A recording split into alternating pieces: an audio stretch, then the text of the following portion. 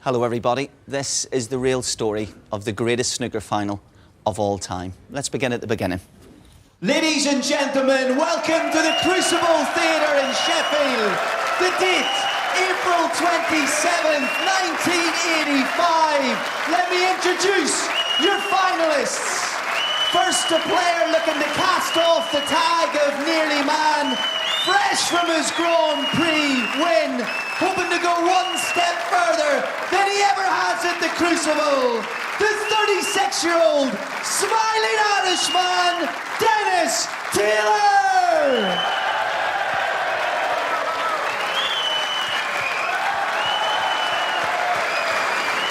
Next, a man as serious on the biz as he is off it. He's 27 years old and he's already won this title 3 times. He is the world #1.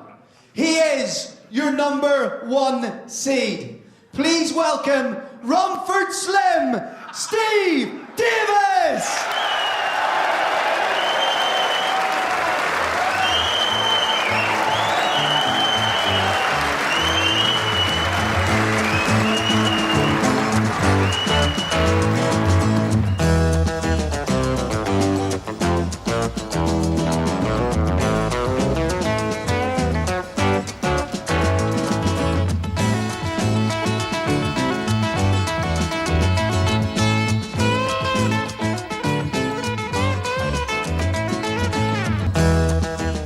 The famous snooker theme tune, but then again, in 1985, every sports theme was popular. Everybody knew them because you didn't need a satellite dish, you just needed the BBC.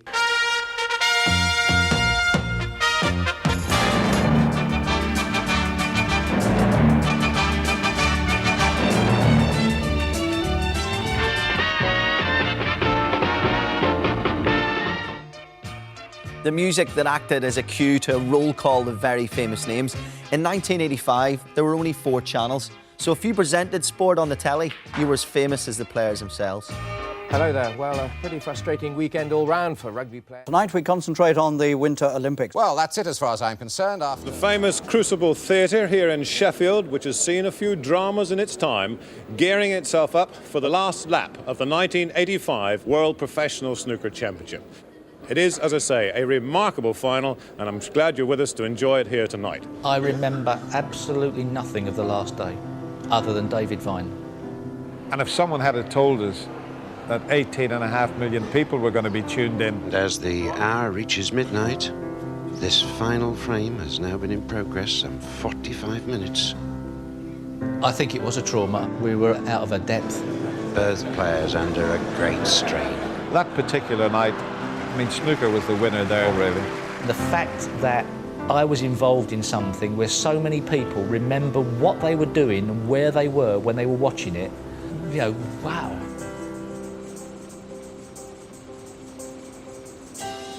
To me, the 85 final meant staying up late. I was 7 years old and had never seen the other side of midnight. It sounds silly, but that's the point, really. It was more than just a snooker game, and it meant so many things to so many different people. And I'm going to try and harness that. I'm going to travel to all 4 home nations, and I'm going to start at our southernmost tip on the Isle of Wight, because in the beginning, there was David Icke. David Icke was, if you like, the Robin to David Vine's Batman, so he's the perfect person to catch up with first on our travels and find out a little bit more about the tournament as a whole. David, Colin, I'm in your control. Where do you want to go? Let's go home. Excellent.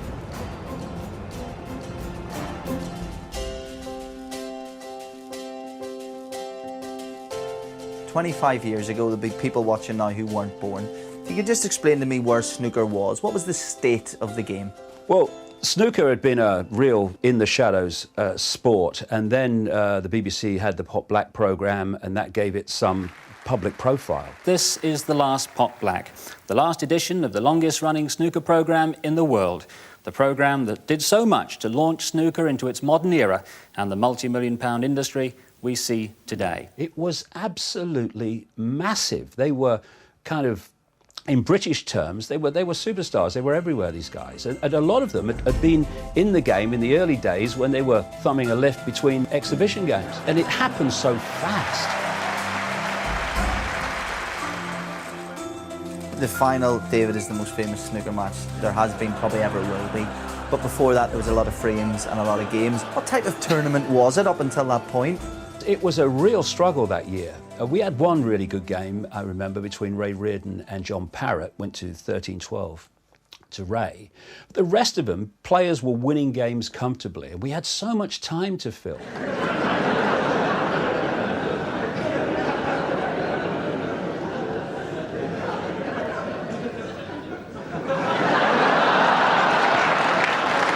When you're building to the climax of a tournament over 2 weeks, and now you're filling time with knockabout exhibition games because the semi-finals have been over so easily, then you think, well, this is a bloody nightmare of a tournament coming up.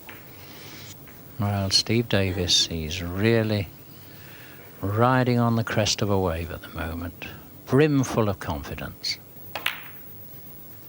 I was probably in mentally as good a shape as you could get. And Dennis had reached embarrassment territory, which is the ideal situation to get a player in.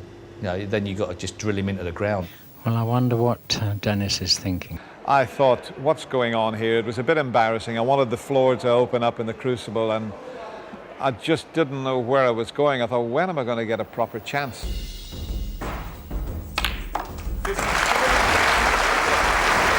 Well, a perfect performance by Steve Davis. 8 frames to 0. When Steve went 8-0 up in the final, you thought this is the disaster tournament of all World Championships that have been covered.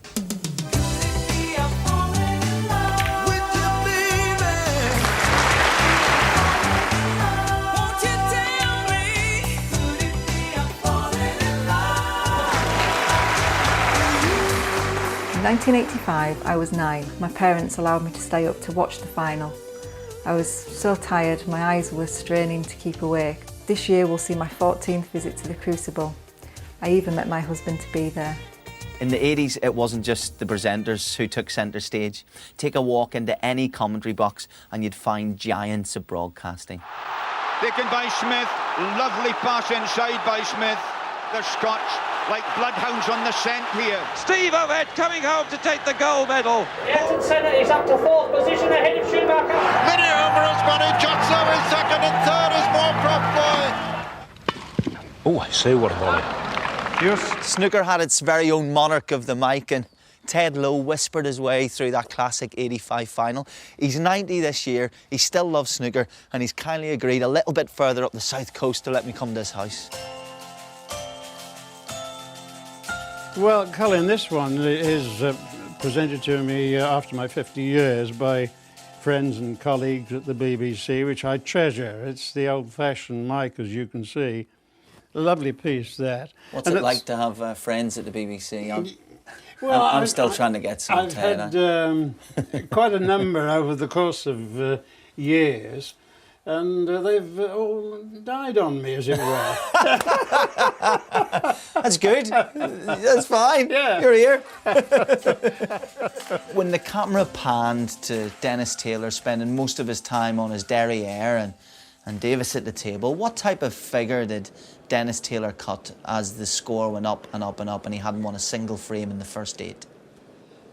Dennis produced a sad picture when he sat in that lonely chair, and you could see the terrible agony he was going through as each frame went against him. Well, perhaps Dennis was saying a little prayer there. He was very close to his mum. The year before this particular final, he lost her.